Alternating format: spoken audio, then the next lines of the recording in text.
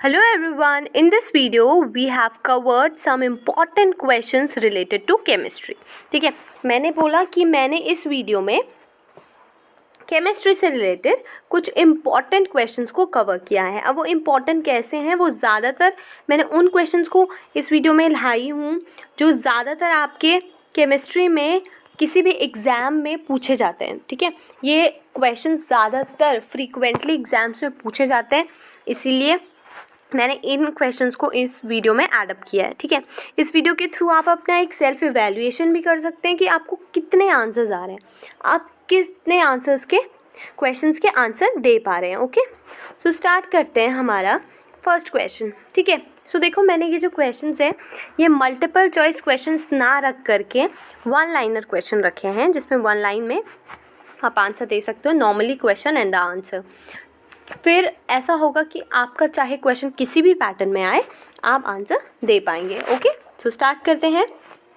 Who is known as the father of modern chemistry. Question क्या पूछ रहा है, who is known as the father of modern chemistry. आपको इसमें ध्यान देने वाली बात क्या है कि आपसे पूछ रहा है मॉडर्न केमिस्ट्री के बारे में. ठीक है, किसके बारे में पूछ रहा है, मॉडर्न केमिस्ट्री. तो आपको बताना है who is the father of modern chemistry. So जो आंसर होगा इस क्वेश्चन का वो आपका है Lavoisier. Okay, so Lavoisier is the correct answer.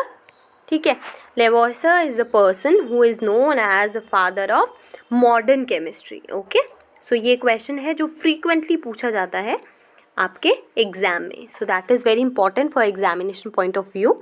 So question अगर आएगा who is known as the father of modern chemistry, so that is Lavoisier. Okay, आप अपने आप को खुद को रेटिंग्स भी देख सकते हैं कि टोटल क्वेश्चंस में से आप कितने क्वेश्चन के आंसर दे पाए. ओके, नेक्स्ट क्वेश्चन देखते हैं.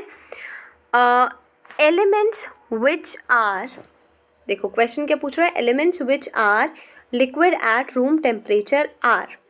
उन एलिमेंट्स के नाम बताने हैं आपको जो कि लिक्विड होते हैं रूम टेम्परेचर.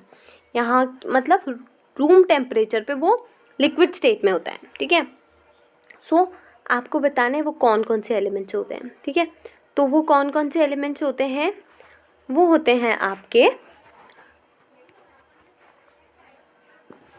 वो होते हैं मर्क्यूरी. ओके, कौन कौन से क्वेश्चन होते हैं, मर्क्यूरी, Hg इसका सिंबल है, और सेकेंड वन इज़ ब्रोमीन.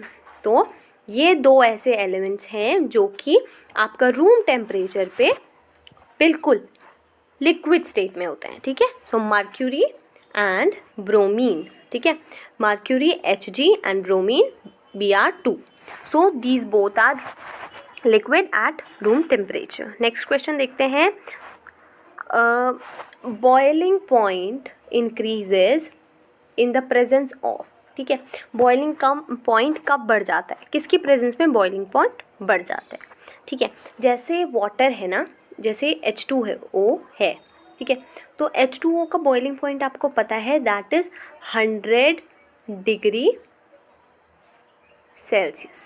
कितना होता है, H2O का बॉइलिंग पॉइंट होता है 100 डिग्री सेल्सियस.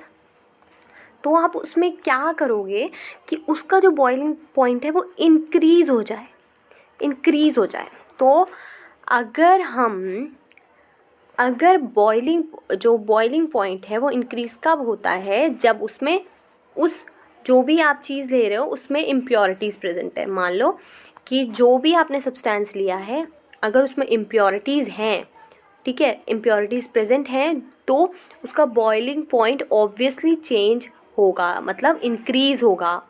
ठीक है, जो भी उसका बॉइलिंग पॉइंट होगा वो इंक्रीज़ हो जाएगा अगर उस सब्सटेंस में इम्प्योरिटी प्रेजेंट है. ओके, नेक्स्ट क्वेश्चन देखते हैं. द प्रोसेस इन विच, ठीक है, क्वेश्चन क्या पूछ रहा है, the process in which a solid substance directly converted into its vapour on application of heat. ठीक है, मतलब वो उस प्रोसेस का नाम लिखना है जिसमें सॉलिड सब्सटेंस जो होता है ना, सॉलिड सब्सटेंस डायरेक्टली आपका वेपर में कन्वर्ट हुआ है. सो उस प्रोसेस का नाम बताना है आपको, उस प्रोसेस को क्या बोलते हैं. तो उस प्रोसेस को बोलते हैं सब्लिमेशन. ठीक है, सब्लिमेशन वो प्रोसेस होती है that sublimation is the process of conversion of a solid substance directly into its vapor. ठीक है, on the application of heat. तो उस प्रोसेस को बोला जाता है सब्लिमेशन. ठीक है, नेक्स्ट क्वेश्चन देखते हैं. देखो, what coagulates the impurities present in water and use to purify the water. ठीक है, ऐसा कौन सा सब्सटेंस है या कौन सी चीज़ है जो क्या करती है, कोगुलेट. कोगुलेट मतलब होता है सेटल डाउन. ठीक है, सेटल डाउन. तो the impurities present in the water, water में प्रेजेंट जो भी इम्प्योरिटीज़ हैं उनको कोगुलेट करेगी और प्योरीफाई करने में काम आएगी. किसको, पानी को. ठीक है, तो ऐसी कौन सी चीज़ है, तो आपको वो सब्सटेंस का नाम बताना है. सो दैट इज़, देख सकते हो आप, एलम. ठीक है, आपने पढ़ा भी होगा, एलम को वाटर में डाला जाता है ताकि जो इम्प्योरिटीज़ उसमें प्रेजेंट हैं वो कोगुलेट हो जाए, वो सेटल डाउन हो जाए और उसके बाद जो आपका वाटर है वो बिल्कुल प्योरीफाई हो जाए. ठीक है, एंड सेफ टू ड्रिंक. ठीक है, तो वाटर को प्योरीफाई करने के लिए क्या काम आता है, सो दैट इज़ एलम. ये क्वेश्चन भी बहुत बार पूछा जाता है. ठीक है, आप साथ ही साथ अपना इवैल्यूएशन भी कर सकते हो कि कितने क्वेश्चंस आप आंसर दे पा रहे हो और फिर आप बता भी सकते हो कि कितने क्वेश्चंस के आंसर आप दे पाए. ठीक है, dash is used to stop bleeding as it coagulates. ये यहाँ पर मिस्टेक है, यहाँ पर कोगुलेट्स होना था, यहाँ पे कैलकुलेट्स हो रखा है. तो देखो, dash is use to stop bleeding as it coagulates the blood. तो ऐसी कौन सी चीज़ है जो ब्लीडिंग को रोकती है, स्टॉप करती है, और क्यों, कैसे, कि वो ब्लड को कोगुलेट करते हैं. ओके, सो जो इस क्वेश्चन का आंसर हो जाएगा आपका, वो आंसर है इसका. ठीक है, आंसर देख लेते हैं, वो है FeCl3. ठीक है, FeCl3 इज़ यूज्ड, यहाँ पर मैं लिख भी देती हूँ, FeCl3. ठीक है, FeCl3 is used to stop bleeding, क्योंकि कैसे, बाय कोगुलेटिंग, ये गलत हो रखा है. ठीक है, by coagulating the blood, coagulate. ठीक है, COGULATE, कोगुलेट. ठीक है, बाय कोगुलेटिंग द ब्लड. ठीक है, ओके, नेक्स्ट क्वेश्चन देखते हैं. Dual nature of matter was given by. ठीक है, ड्यूअल नेचर ऑफ मैटर किसने दिया था. ठीक है, आपको नाम बताना है, the person, name of the person जिन्होंने ड्यूअल नेचर ऑफ मैटर दिया है. किसने दिया है ये आपको बताना है. ठीक है, ढंग से देखना, ड्यूअल नेचर किसका पूछ रहा है, वो भी मैटर का. तो ड्यूअल नेचर ऑफ मैटर किसने दिया है, so that is given by de Broglie. ठीक है, de Broglie was the person who have given the dual nature of matter. Dual nature of matter किसने दिया है, so that is de Broglie. Okay, next question देखते हैं.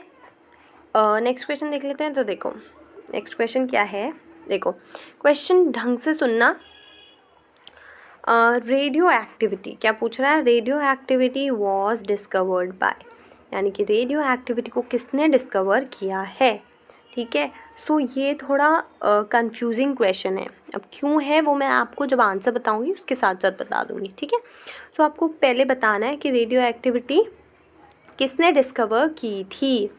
तो जल्दी से आप बताओ कि रेडियो एक्टिविटी किसने डिस्कवर किया. और अगर आपको थोड़ा सोचने का टाइम चाहिए तो आप वीडियो को पॉज कर सकते हो और थोड़ी देर सोच सकते हो कि आंसर क्या होगा इस क्वेश्चन का. ठीक है, so radioactivity was first discovered by, so that is Henri Becquerel.